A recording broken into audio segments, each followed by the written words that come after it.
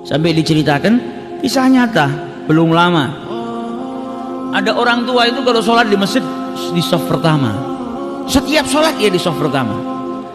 Sampai pada suatu hari selesai dari sholat baru salam, assalamualaikum warahmatullah, assalamualaikum warahmatullah. Ini orang tua yang biasa di shaf pertama tiba-tiba maju ke depan ke tempatnya imam, duduk di depan imamnya, lututnya nempel dengan lututnya imam. Sedangkan imam ini bisa berzikir setelah sholat, belum selesai. Ini orang tua tanya kayak orang gesusu, jadi tergesa-gesa. Ini orang tanya, ya imam, wahai imam, ajarkan aku sesuatu yang bermanfaat yang bisa nanti masukkan aku ke dalam surganya Allah Subhanahu wa ta'ala. Ajarkan aku apapun itu, sesuatu yang bermanfaat. Maka sang imam bingung, dia masih belum selesai berzikir kepada Allah. Ini orang tua ini tanya terus, ajarkan aku sesuatu. Maka sama imamnya dijawab, qala Nabi sallallahu alaihi wasallam.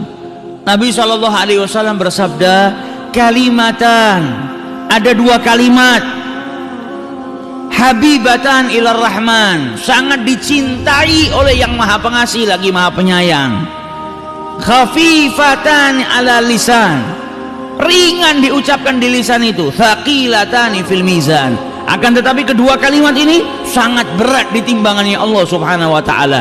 Subhanallah wa bihamdihi subhanallahil azim.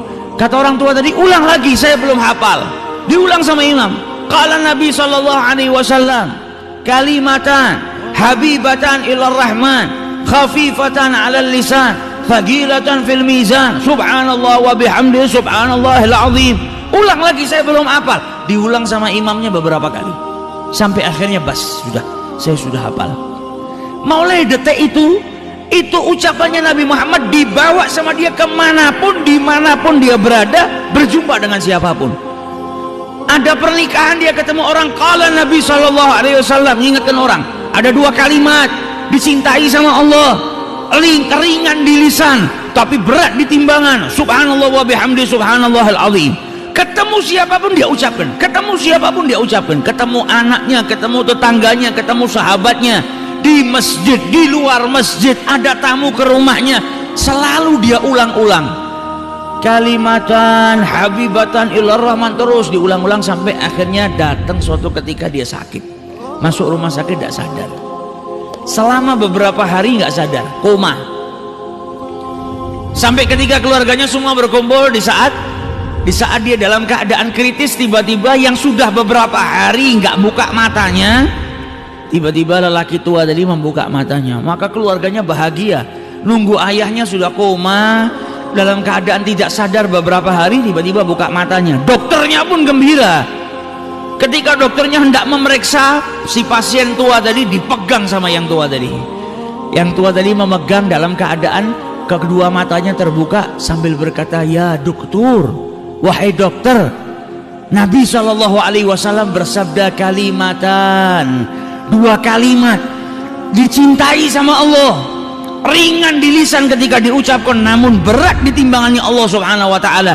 Subhanallahi wa bihamdihi subhanallahil azim. Ketika itu meninggal dunia, meninggal dalam keadaan mengucap subhanallah wa bihamdihi subhanallahil azim, mata ala husnil khatimah. Nah ini kalau sudah dibiasakan, terbiasa. Kalau kita di setiap waktu senggang istighfar, waktu senggang sholawat, ya apa yang kita biasakan itu, insya Allah kita wafat dalam keadaan mengucap itu. Kalau terbiasanya malah ngomong kotor, ya akhirnya kita wafat juga dalam keadaan berbicara kotor. Wa'iyadzubillah.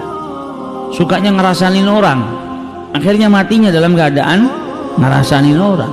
Sukanya ngadu domba, matinya dalam keadaan ngadu domba. Wa'iyadzubillah. Namun kalau orang saling berzikir, maka kebiasaannya berzikir itu insya Allah akan menjadikan dirinya wafat dalam keadaan berzikir mengingat Allah Subhanahu wa ta'ala.